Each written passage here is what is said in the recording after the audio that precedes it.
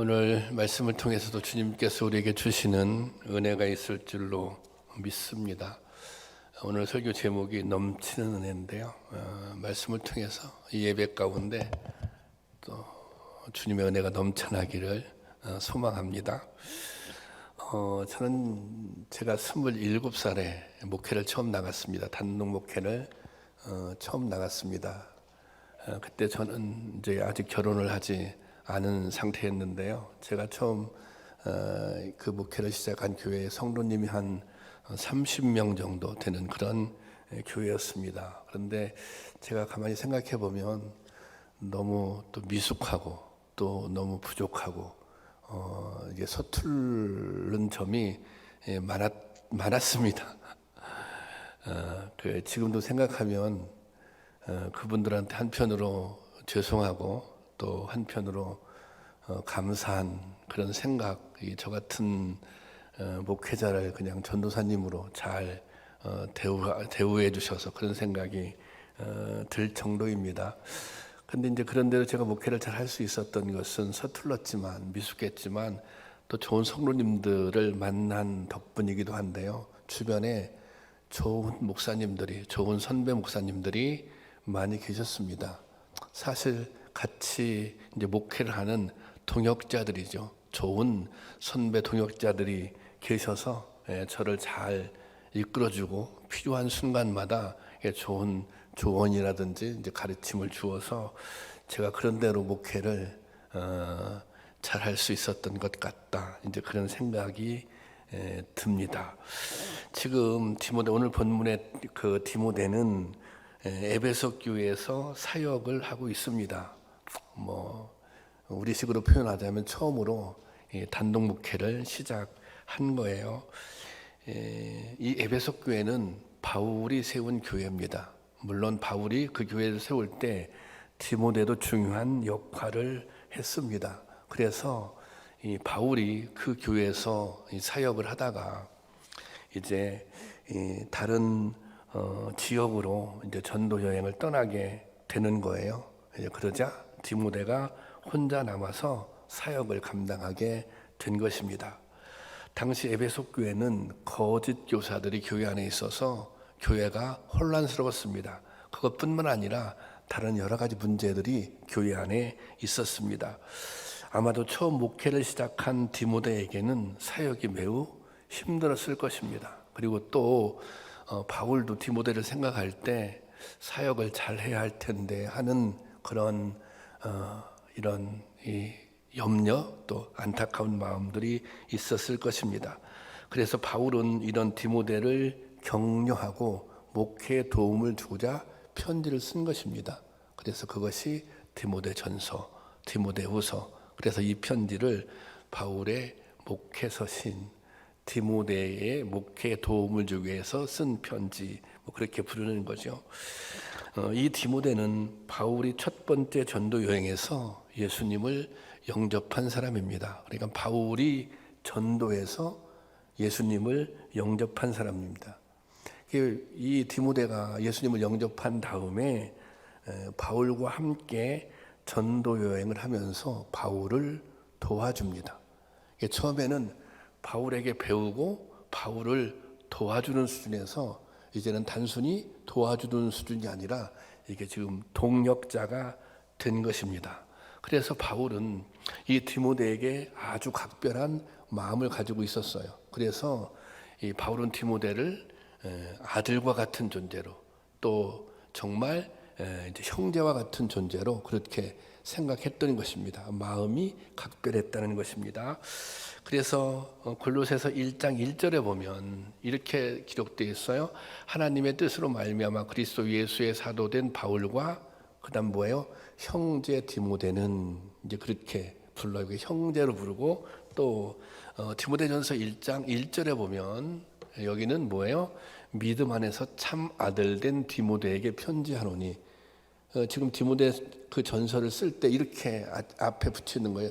믿음 안에서 참 아들인, 그냥 아들도 아니고 참 아들인 이 표현에서 이 디모데를 향한 바울의 마음이 담겨 있는 것입니다. 그런데 바울은 이 디모데를 격려하기 위해서, 디모데의 목회를 도와주기 위해서 편지를 쓰는데, 그 편지 앞머리 첫 부분에 자기가 받은 은혜에 대해서 간증하고 있습니다. 디모데를 격려하기 위해서 편지를 쓰는데 첫 번째로 자기가 받은 은혜, 자기가 하나님께로부터 받은 풍성한 은혜에 대해서 간증하고 있습니다.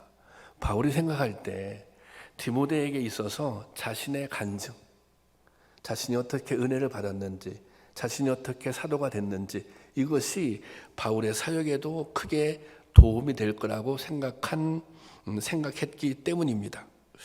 이 디모데를 격려하기 위해서 전했던 바울의 간증이 은혜의 간증이죠. 이 간증이 오늘 우리에게도 힘이 될 수 있기를 바랍니다. 이 디모데에게 쓴 편지에서 바울이 가장 강조한 것은 거짓 교사들, 에베소 교회에 거짓 교사들이 있었는데 거짓 교사들의 미혹으로부터 성도들을 지켜라, 성도들을 보호해 달라는 것입니다.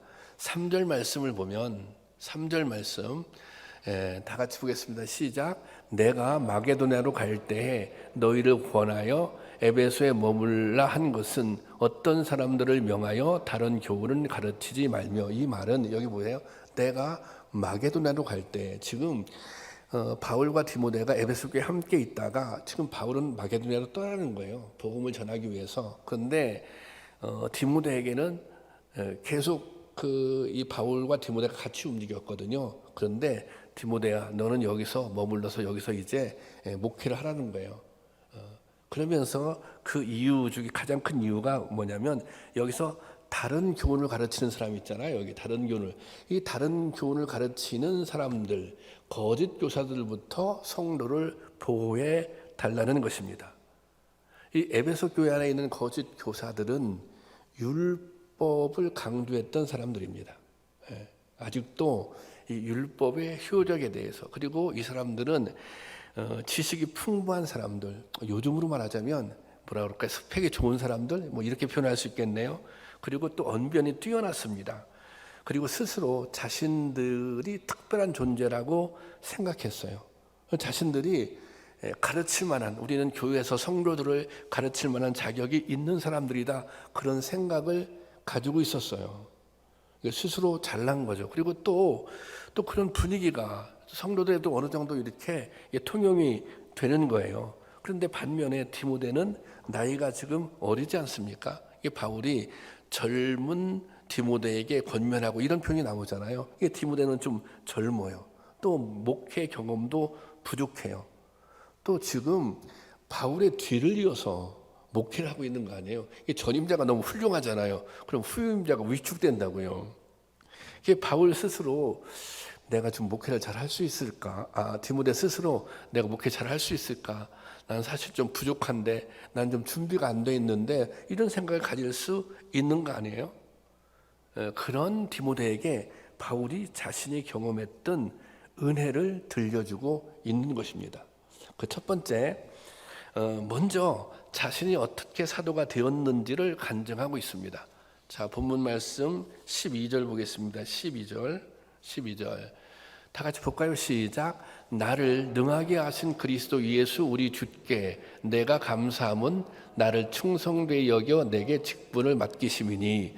여기 보세요. 나를 능하게 하신 그리스도 예수께서, 여기 나를 능하게 하셨다고 하는 것은 바울이 사역을 감당하잖아요. 그런데 이 디모데가 바울과 같이 사역을 하면서, 야, 바울이 정말 뛰어난 사도구나.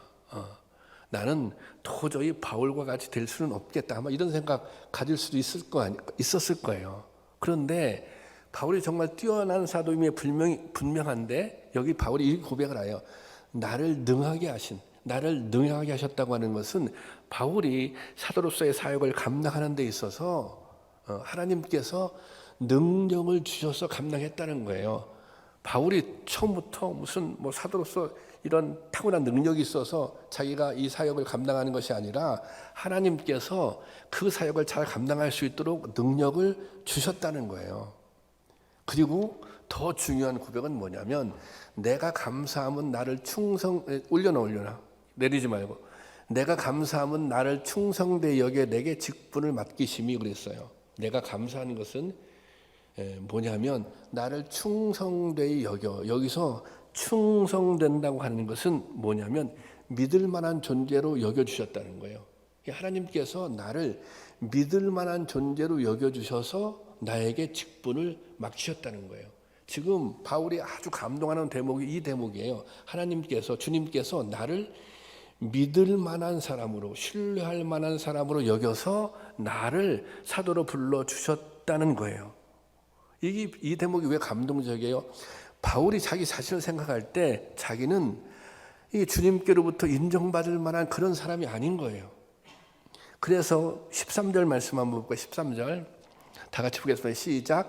내가 전에는 비방자요 박해자요 폭행자였으나 도리어 긍휼을 입은 것은 내가 믿지 아니할 때 알지 못하고 행하였습니다. 내가 어떤 사람이에요? 나는 비방자예요, 박해자예요, 폭행자예요. 어떤 사람들을 향해서? 예수를 믿는 사람들을 향해서. 그래서 스데반이 순교할 때 가장 앞장섰던 사람이 누구예요? 바울이에요. 그래서 바울은 그 다음 절에서는 뭐라고 얘기해요? 자기는 죄인 중에 괴수라는 거예요. 그러니까 이게 바울 입장에서 볼 때는 자기는 용서받을 수 없는 죄인이에요. 구원받을 수 없는 사람이에요. 그런데 하나님께서 구원도 해주시고 뭐예요? 이게 믿을 만한 사람으로 여겨서 직분도, 사도라고 하는 직분도 허락해 주시는 거예요. 그래서 바울의 이 간증, 이 고백은 뭐냐면 이런 거예요. 나는 아무런 자격이 없음에도 하나님께서 구원도 해주시고 또 사도로 불러주셨는데 내가 사도가 된 것은 오직 하나님의 은혜라는 것입니다. 이게 중요해요. 내가 사도가 된 것은 오직 하나님의 은혜로 사도가 되었다는 거예요. 그러니까 바울에게, 지금 디모데에게 이거예요. 네가 지금 사도 잘 감당할 수 있을까 고민할지 모르는데 그것은 하나님이 나도 능력을 주셔서 감당한 거야. 내가 사도가 된 것은 내가 무슨 자격이 있어서 사도가 된 게 아니야. 하나님께서 은혜로 불러주셔서 나는 사도가 된 거야. 이 고백, 이 간증을 디모데에게 들려주는 것입니다. 디모데도 이 은혜의 체험이 분명히 있다면 그가 이 목회를 하는데, 이 사역을 감당하는데 이게 충분하다는 것입니다. 지금 이 거짓 교사들 있잖아요. 거짓 교사들은 뭐가 없어요? 이 은혜의 간증이 없는 거예요. 이 거짓 교사들은 자기들 교회에서 막 가르쳐요. 자기는 대접받을 만하다고 생각해요. 근데 그들은 하나님이 부르셔서 세운 게 아니에요. 은혜를 경험하고 세움 받은 게 아니에요. 그냥 자기들이 잘나서 자기들이 그 자리에 오를 만해서 올랐다고 생각하는 사람들인 거예요. 그래서 바울은 이 디모데에게 그런 은혜, 하나님께서 능력 주시면 사도의 직임을 잘 감당할 수 있어. 나도 그랬어. 나도 사실은 이게 선택받을 수 없는 사람인데 하나님께서 나를 선택해 주셨어. 그 간증을 들려주고 있는 것입니다. 여러분, 사도 바울은 은혜의 간증을 가지고 있는 사도였습니다. 이 대표적인 이 은혜의 간증이 뭐냐면 나의 복음이라고 하는 고백입니다. 바울은 복음을 얘기할 때 나의 복음이라고 하는 표현을 썼습니다. 로마서 2장 16절 보면 여기 있잖아요. 곧 나의 복음에 이른 바와 같이, 그냥 복음이라고 하지 않고 나의 복음. 그 다음에 로마서 16장 25절 보면 여기도 뭐예요? 나의 복음과 나의 복음. 나의 복음이라고 하는 것은 그의 복음이 아니에요. 다른 사람의 복음이 아니에요. 옆에 있는 그 어느 아무개의 복음이 아니에요. 나의 복음이요, 나의 복음. 다른 사람이 만난 그리스도가 아니라 내가 만난 그리스도예요. 내가 체험한 복음이에요. 나를 변화시킨 복음이에요. 예수 그리스도 나의 구주, 예수 그리스도 나의 주님이라는 것입니다. 이 고백이 너무너무 중요한 거예요. 나의 주님이라는, 나의 그리스도라고 하는, 나를 변화시킨 복음이라고 하는 이 고백이 너무너무 중요한 것입니다. 바울이 사도로서의 사명을 잘 감당할 수 있었던 힘, 그것은 이 고백이 있었기 때문입니다. 나의 고백이 있었기, 나의 복음이라고 하는, 나를 구원하신, 나에게 새 힘을 주시는, 나를 변화시킨, 나에게 능력을 주시는 주님이라고 하는 고백이 있었기 때문에 바울이 사도로서의 책임을 감당할 수 있었던 것입니다. 이 디모데도 그런 고백이 있으면 되는 거예요. 디모데는 그런 고백이 있을까요? 없을까요? 그런 고백이 있어요. 디모데가 그런 고백이 있는 거예요. 나의 주님이라고 하는 고백, 나를 구원하신 그리스도라고 하는 고백이 디모데에게 있어요. 너 그 고백 있잖아. 그거 있으면 사역 잘 감당할 수 있어. 그 고백이 분명하면, 그 은혜의 고백이 분명하면 이 거짓 교사들로부터 교회를 지켜낼 수 있어. 성도들을 지켜낼 수 있어. 그렇게 지금 격려하고 있는 것입니다. 이 거짓 교사들은 나의 복음이라고 하는 고백이 없어요. 이 사람들은 복음이 무엇인지 모르는 사람이에요. 이 사람들은 은혜가 무엇인지 모르는 사람이에요. 그래서 그들이 가르치는 것은 거짓 가르침이에요. 그리고 생명력이 없었다는 것입니다. 그래서 디모데에게 중요한 것, 이런 은혜의 고백이 있으면 디모데에게 주어진 사역을 잘 감당할 수 있다는 것입니다. 여러분, 우리도 마찬가지예요. 우리에게 은혜의 고백이 있으면 우리에게 주어진 사명이 있잖아요. 우리에게 주어진 사역이 있잖아요. 우리에게 주어진 역할이 있잖아요. 그 역할을 잘할 수 있는 거예요. 때로는 힘에 버거워도 은혜가 있으면 그 역할을 감당할 수 있는 거예요. 아까 청소 얘기했잖아요. 물론 그 의무감 가지고 할 수 있죠. 그런데 의무감을 가지고 하는 것과 은혜를 가지고 하는 것은 틀린 거예요. 우리가 헌신을 하는데 의무감을 가지고 하는 것과 은혜의 고백을 하는 건 틀린 거예요. 그러니까 은혜가 있으면 할 수 있는 거예요. 은혜가 있으면 나에게 주어진 사명을, 나에게 주어진 사역을 감당할 수 있는 거예요. 더 나아가서 그것을 감당할 수 있는 능력을, 그것을 감당할 수 있는 힘을 하나님께서 주시는 거예요. 그것이 지금 바울의 간증인 것입니다. 여러분, 예수님이 그리스도라는 고백이 우리에게 있습니까? 그러면 이미 우리는 넘치는 은혜를 받은 것입니다. 뭐 은혜를 어디 가서 다시 받아올 게 아니라 예수님이 그리스도라고 하는, 예수님이 나의 구주라고 하는 고백이 내 안에 있다면 이미 우리는 넘치는 은혜를 받은 거예요. 그 은혜가 우리를 새롭게 하고, 그 은혜가 우리를 회복시키고, 그 은혜가 우리에게 새 힘을 주는 것입니다.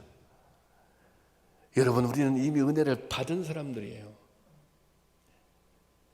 그 은혜를 누릴 수 있는, 그 은혜를 사용할 수 있는, 그 은혜를 삶에 적용할 수 있는, 여러분, 진정한 은혜는 뭐예요? 삶을 통해서 그 반응이 나타나는 거예요.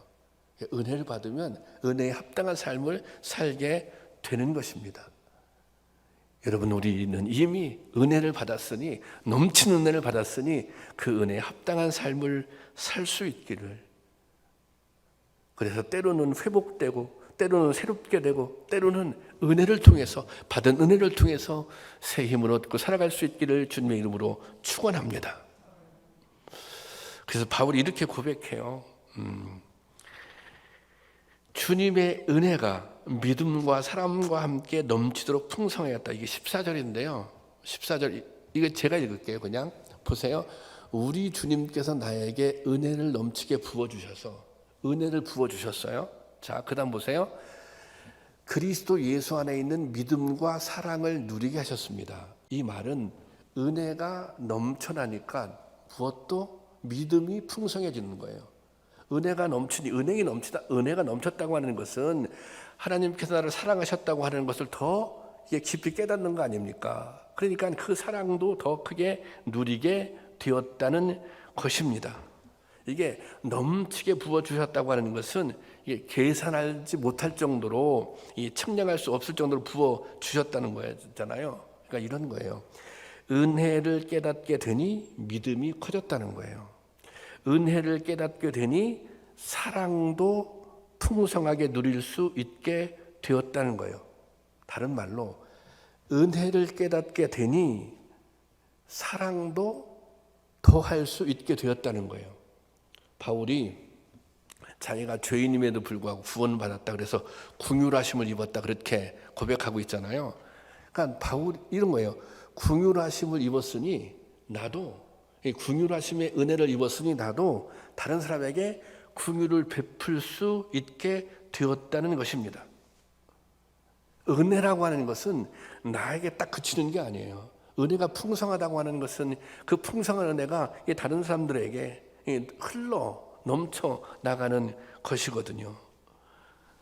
그래서 이 넘치도록 풍성한 은혜가 바울의 사역을 지탱해 주는 힘이 되었던 것입니다. 바울이 다메섹 도상에서 예수님을 만난 다음에 평생 복음을 전하며 살잖아요.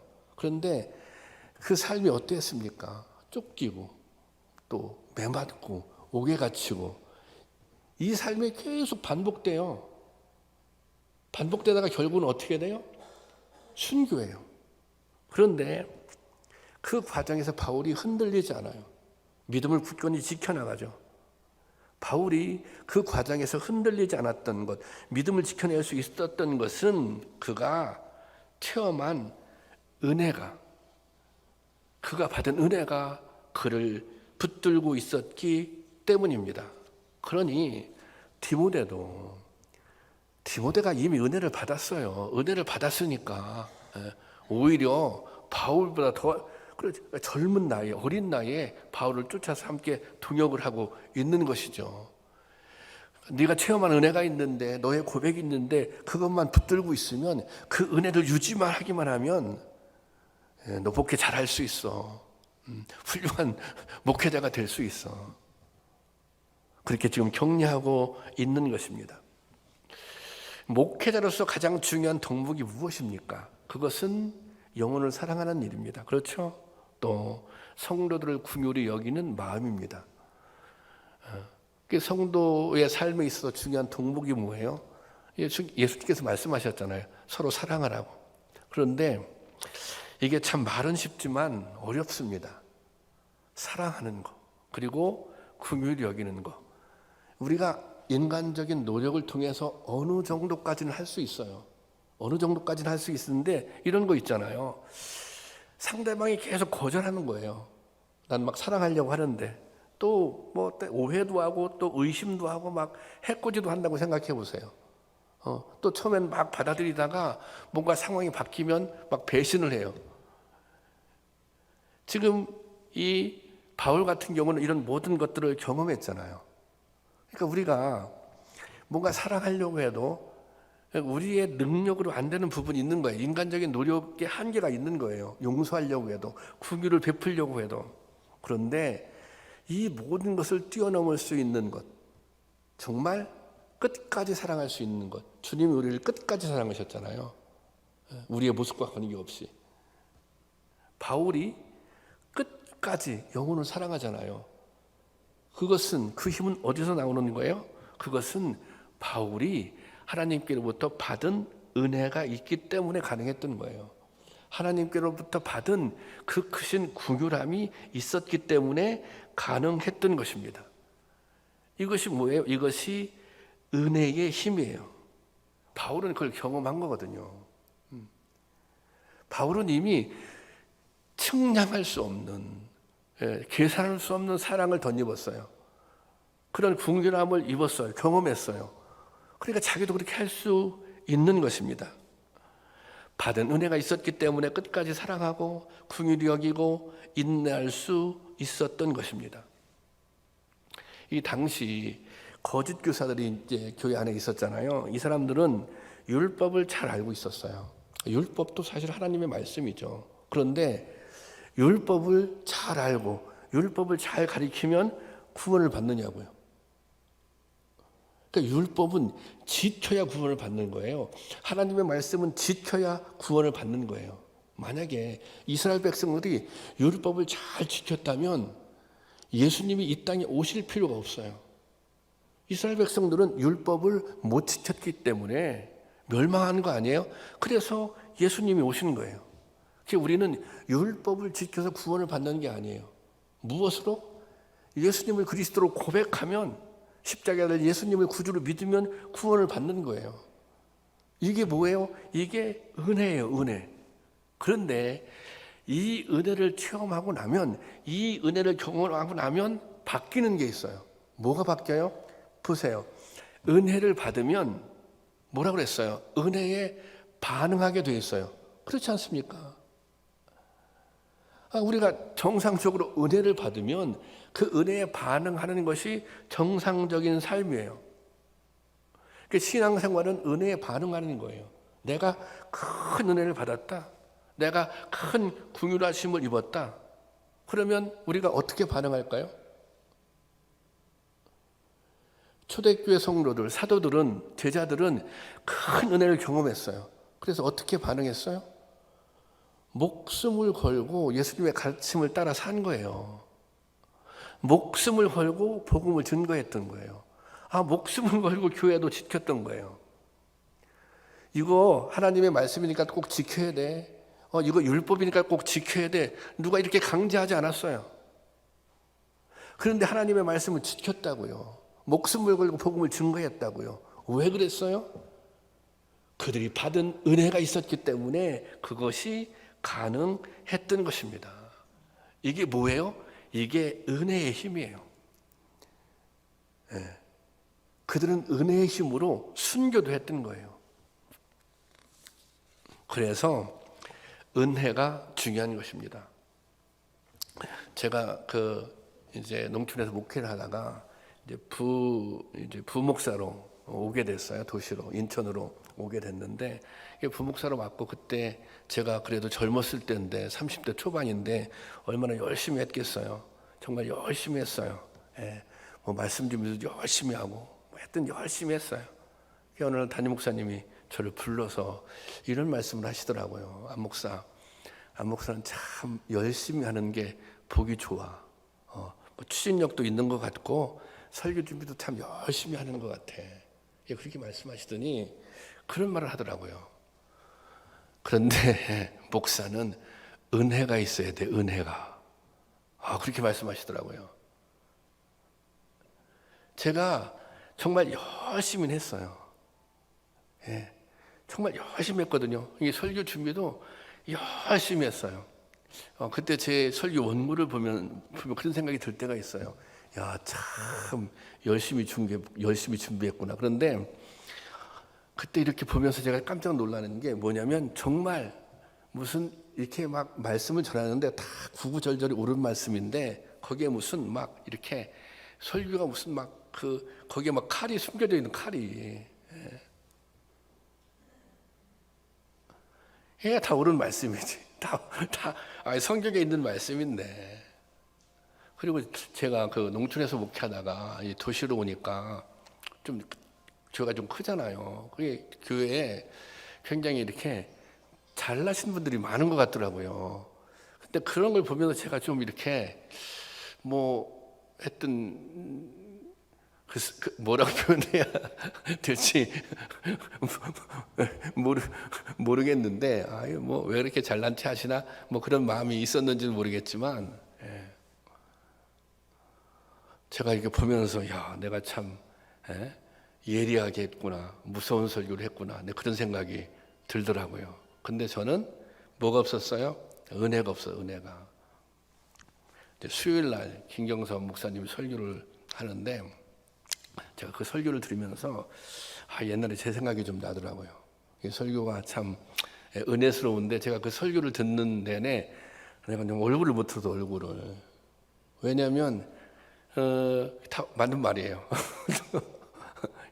내가 너무 부끄러운 거예요, 그 말씀을 들으면서. 그런데 그날 이 설교를 들었던 모든 분들은 그랬을 거예요. 야, 우리가 참 신앙생활 제대로 못하는구나. 궁금하시면 어떤 설교 했는지 집에 가서 한번 들어보세요. 영상이 올라와 있으니까.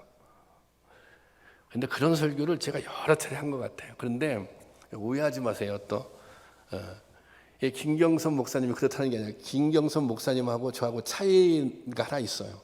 차이가 하나 있는데 그게 뭐냐면 김경수 목사님은 은혜가 있어.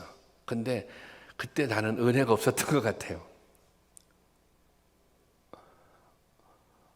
늘 제가 그게 이렇게 마음속에 새겨져 있어요. 이게 뭐가 내가 부족하다. 예, 뭐 목회를 하다가 때로 짜증도 나고 막 화가 나고 그럴 때가 있잖아요. 예, 그러면 그래.